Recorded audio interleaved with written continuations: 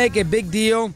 I did not see what the specific numbers were. I would not make a big deal about how the NBA regular season ratings have improved. I mean, this year they were up. I mean, up by what? I mean, they went from 600,000 a game to 900,000 a game. I don't know what the up is. And the thing about the NBA, and I notice this all the time on the air, doing shows, and this is a national show now.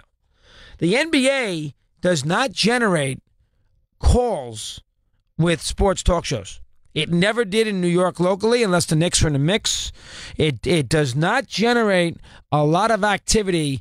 Well, I don't know if people are bored stiff, they don't know the team that well. I don't know what the reason is, but it does not generate a lot from a national perspective. I mean, the Golden State, Cleveland, LeBron, the personality does, but the NBA in itself, on a day-in, day-out basis, let's analyze the matchups and who's the favorite, who isn't the favorite, how about Harden, MVP, who's the best coach, that kind of debate, it doesn't work. It's the strangest thing. And that's if you're doing a national show. Now, listen, all the sports at times struggle to find their footing except for football. I mean, football, you can do football really any day you want in the middle of its season, and people will have an opinion on the games. Whether it's a Monday recap, Friday preview, Monday night, whatever it might be, they will have an opinion. And they can break down Seahawks-Rams. And the NBA or the NHL or even in baseball, to a certain degree, it's a little different. Now, once the Major League postseason begins, people are a little more familiar with the teams. They played 162 games. They can break down those matchups a little better. The NBA regular season does once on the eve of the playoffs. You figure today you get a lot of calls on the NBA. You die. That's why you think Steve and Danny led with the Des Bryant.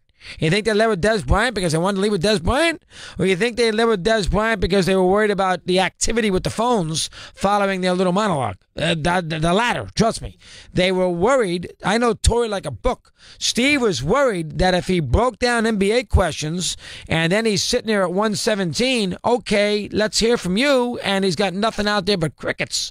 That disturbs Steve. And I can understand that. The NBA, from a regular season perspective into the postseason, it just does not generate the numbers on the talk radio standpoint. Now, maybe in a local market, maybe if you lived in Portland right now, that's all they're talking about is Trailblazers. At certain cities, I can understand it. I get it in certain towns that's all. They're not doing that all day in Boston today. They're not doing it all day they're certainly not doing it all day in Boston. I mean, I'm sure the Red Sox and the Patriots and all that. But, I mean, in certain markets, they're probably doing nothing but NBA. But, they're not doing NBA today in Milwaukee. I can guarantee it. Packers and Brewers, especially Green Bay, the Pack. But normally, the NBA is a very tricky sell for talk show hosts around the country, even in its real estate is superb, i.e. finals. It's tricky. Now, you wouldn't know that from ESPN because ESPN is going to, they are going to ram the NBA down your throat on every show that they have between now and, they're going to put Stephen Smith and Max Kellerman. You're going to hear Stephen A. give you an NBA thought every 5 seconds. They got Rachel Nichols on there with all these players. I mean, Paul Pierce and, Tracy McGrady, a bunch of nonsense. But as far as the actual game-by-game analysis, the NBA does not register. The hockey is a little different because in hockey, you have that fan base that is so excited that you're talking hockey that they will support you if you bring it up as a topic. Eric in Long Island, Sean in Queens. I mean, there's about 10 of us that we have that they are so happy that you're in the mix with the hockey, they will support it. The NBA doesn't have that, which is interesting. And I've always known that, but the NBA doesn't have that. Now, if you're in New York and it's Pat Riley and the Knicks, boom, you can do all day with Jordan, you do all day with it. But if just as a discussion point on a talk show, not as good as you would think. Here's Huck in Missouri. He's on Mad Dog Unleashed. Huck, good afternoon. How are you today, pal? What's going on?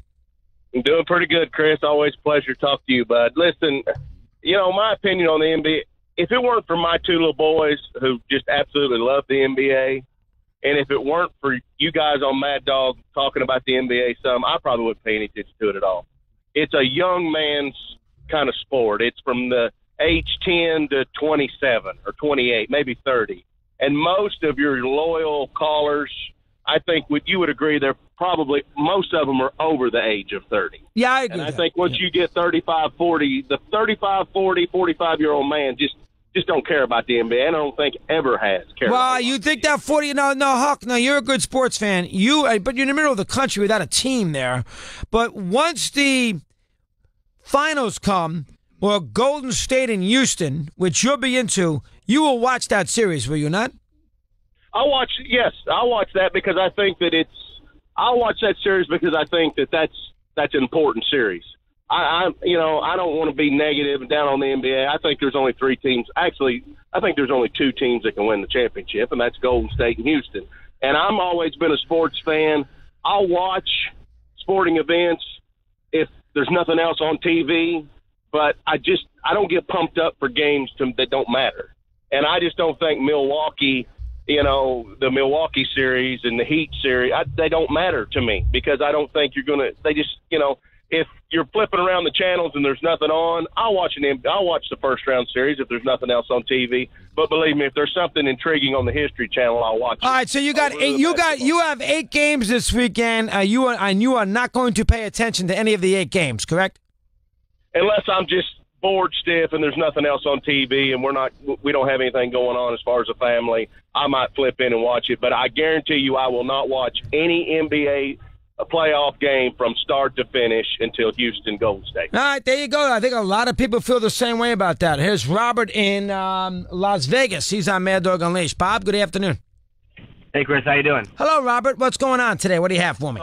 I'm 33 years old, and I love the NBA. I grew up in Las Vegas, and for a while there, in the early 90s, the Rebels were, the talk of the town. So that was kind of all we had. And so I kind of gravitated towards basketball and college and the NBA. So I'm a big NBA guy, and I'm 33, and, that's my favorite sport, and I really enjoy it. So my favorite team's the Cavs. My dad's from Cleveland, and so I grew up rooting for all Cleveland teams.